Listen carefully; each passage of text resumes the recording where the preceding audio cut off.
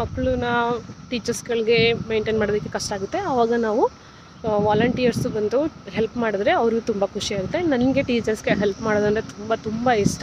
ಚಿಕ್ಕದ್ರಿಂದನೂ ನನಗೆ ಟೀಚರ್ಸ್ಗೆ ಹೆಲ್ಪ್ ಮಾಡೋದಂದರೆ ತುಂಬ ಇಷ್ಟ. ಒಂದು ಬೇಜಾರು ಏನಂತ ಹೇಳಿದರೆ ಅಲ್ಲಿ ಗೌರ್ಮೆಂಟ್ ಸ್ಕೂಲ್ಗಳೆಲ್ಲ ಮುಚ್ಚೋಗ್ತಾ ಇದೆ. ನಾವು ಓದಿದಂಥ ಸ್ಕೂಲ್ಗಳೆಲ್ಲ ಮುಚ್ಚೋಗ್ಬಿಟ್ಟಿದೆ.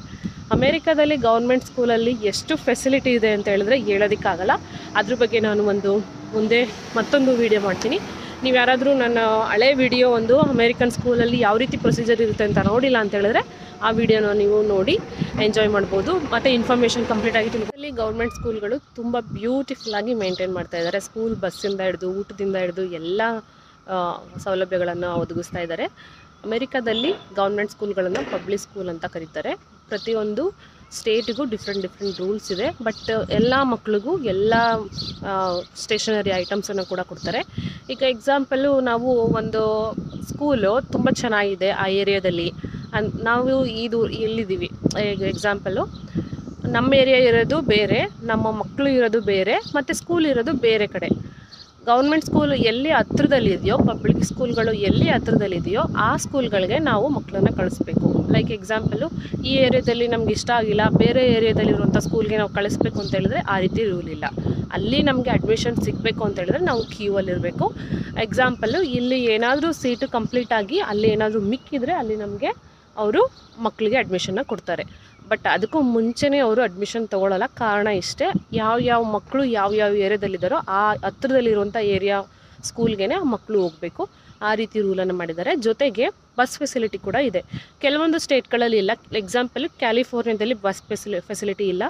ಪೇರೆಂಟ್ಸೇ ಮಕ್ಕಳನ್ನ ಸ್ಕೂಲಿಗೆ ಕರ್ಕೊಂಡೋಗಿ ಬಿಡಬೇಕಾಗುತ್ತೆ. ಇಲ್ಲಿ ಎಲಿಮೆಂಟರಿ ಮತ್ತು ಮಿಡಲ್ ಸ್ಕೂಲ್ ಅಂತ ಇರುತ್ತೆ. ಸೊ ಅದರಿಂದ ಫಸ್ಟಿಂದ ಲೈಕ್ ಕಿಂಡರ್ ಗಾರ್ಡನಿಂದ 5th ಗ್ರೇಡ್ವರೆಗೂ ಅವ್ರನ್ನ ಎಲಿಮೆಂಟ್ರಿ ಸ್ಕೂಲ್ ಅಂತ ಕರೀತಾರೆ. 10th ವರೆಗೂ ಅವ್ರನ್ನ ಮಿಡಲ್ ಸ್ಕೂಲ್ ಅಂತ ಕರೀತಾರೆ. 11 ಮತ್ತು 12th ಗ್ರೇಡ್ಗೆ ಅವರು ಹೈಸ್ಕೂಲ್ ಅಂತ ಕರೀತಾರೆ.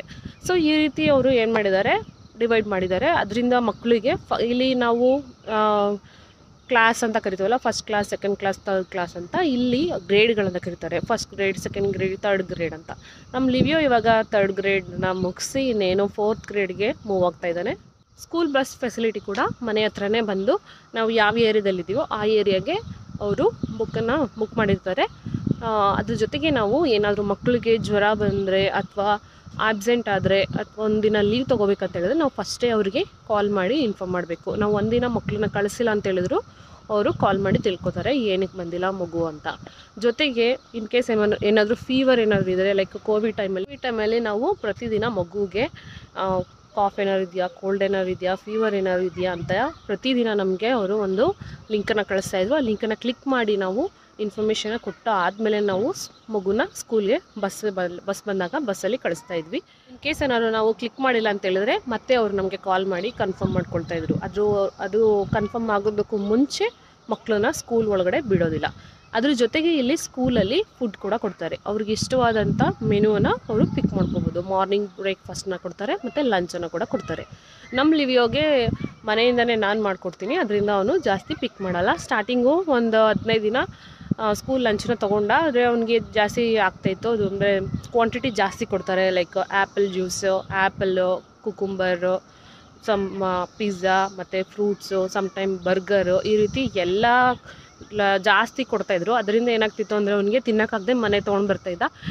ಅದೇ ರೀತಿ ನಾವೇನು ಮಾಡಿದ್ವಿ, ಮಿಲ್ಕ್ ಬಾಟಲು ಚಿಕ್ಕ ಪ್ಯಾಕೆಟ್ಗಳು, ಲೈಕ್ ಒಂದೊಂದು 100 ml ಪ್ಯಾಕೆಟ್ ಆ ಥರದ್ದು ಕೊಡ್ತಾಯಿದ್ರು. ಅದನ್ನು ಏನು ಮಾಡಿದೆ, ನಾನು ಫ್ರಿಜ್ಜಲ್ಲಿ ಇಟ್ಟಿದ್ದೆ. ಒಂದು 4 ರಿಂದ 15 ದಿನದವರೆಗೂ ಇಟ್ಟೆ. ಬಟ್ ಪ್ರಾಬ್ಲಮ್ ಏನಂತ ಹೇಳಿದ್ರೆ, ಮನೇಲಿ ನಾವು ಕೂಡ ಹಾಲು ತೊಗೊಂಡು ಬರ್ತೀವಲ್ವ, ಹಾಲು ಖಾಲಿ ಆಗೋಲ್ಲ.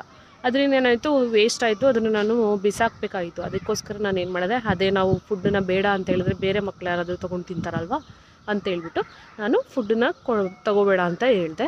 ಅದರಿಂದ ನಾನು ಲಂಚ್ ಬಾಕ್ಸನ್ನು ನಾನೇ ಪ್ರಿಪೇರ್ ಮಾಡಿಕೊಡ್ತೀನಿ ಮಾಡ್ತಾ ಇದ್ದಾನೆ. ನಾನು ಜಸ್ಟ್ ಎಲ್ಲ ಮಕ್ಕಳಿಗೂ ಹೆಲ್ಪ್ ಮಾಡ್ತಾ ಇದ್ದೀನಿ. ನೋಡಿದ್ರಲ್ಲ, ಇದು ಇವತ್ತಿನ ವಿಡಿಯೋ. ಅಮೇರಿಕಾದಲ್ಲಿ ನನ್ನ ಒಂದು ದಿನ ಅಮೇರಿಕನ್ ಸ್ಕೂಲಲ್ಲಿ ಕಳೆದ ದಿನ ಹೇಗಿತ್ತು ಅಂತ.